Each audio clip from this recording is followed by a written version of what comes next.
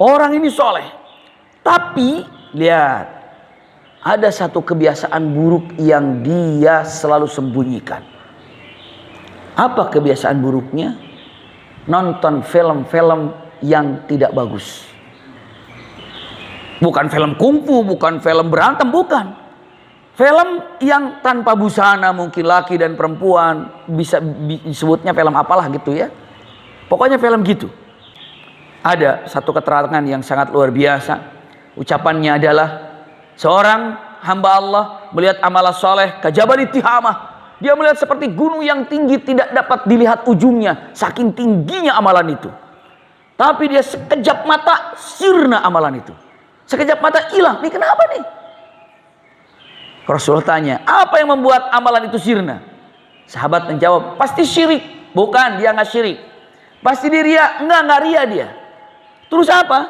Yang menghilangkan amalan itu karena dia punya amalan atau dia punya dosa yang terus dia lakukan dosa itu, dan dia merasa aman terhadap perilaku dosa itu. Dia merasa aman. Kenapa? Nggak ada yang tahu.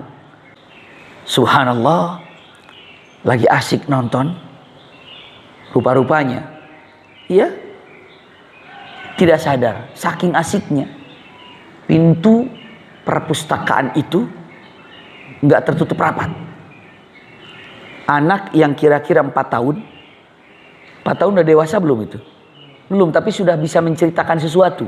Nih, tiba-tiba ayahnya sedang begini, dia di belakang ikut nonton, nggak disadari kayak segini. Itu apa tuh ya? Kok begitu? Kaget, ditutup laptopnya. Iya, setelah itu dia bilang, astagfirullah, anak saya kapan masuk?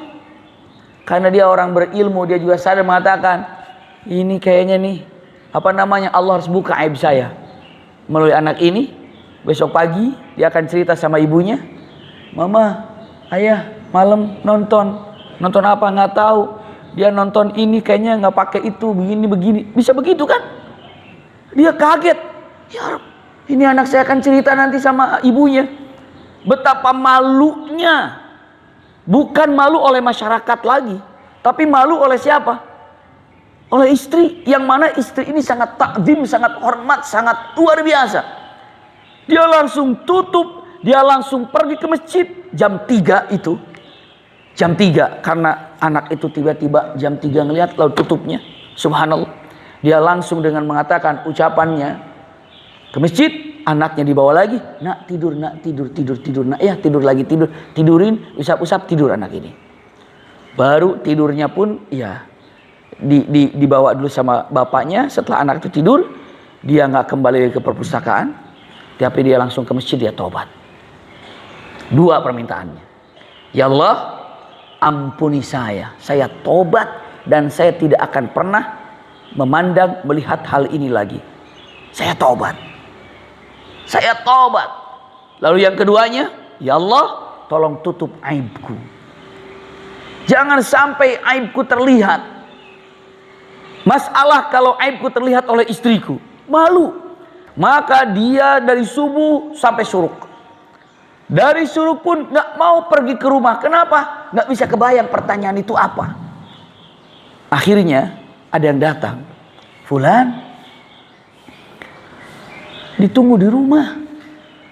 Istri tadi menyampaikan kepada kami, iya, bertanya tentangmu. Katanya kalau sudah selesai di masjid, ke rumah aja. Pikirannya, aduh, ancam ini. Pasti akan ditanya ini, gimana ini. Begitu datang ke rumah, sudah banyak orang di rumah. Kaget. Ada apa? Begitu pulang, istrinya mengatakan, maaf aku ganggu kamu. Kenapa? Saya nunggu dari subuh karena tidak berani ganggu. Mungkin kamu lagi ngajar, kamu lagi zikir. Sampai akhirnya syuruk, saya pun masih tunggu. Sampai waktu duha, saya pun masih tunggu. Kenapa? Karena mungkin kamu ingin duha langsung. Tapi rasa-rasanya ini sudah waktunya untuk disampaikan. Makanya saya panggil kamu. Tapi bingung ini kenapa orang? Kenapa? anak kita tadi subuh setelah tidur nggak bangun-bangun, wafat. Bisa dipahami nggak tuh ya? Anaknya setelah ditidurkan oleh bapaknya wafat, nggak bangun-bangun. Kenapa?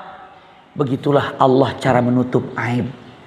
Coba kalau anaknya bangun, anak nggak bisa dikompromi, pasti akan bilang sama istrinya. Maka suaminya bilang, ya Rabb, ternyata begini caranya engkau menutupi aibku ini. Apakah mau aib kita harus kehilangan orang yang kita cintai agar aib kita tidak dibuka oleh Allah Subhanahu wa taala?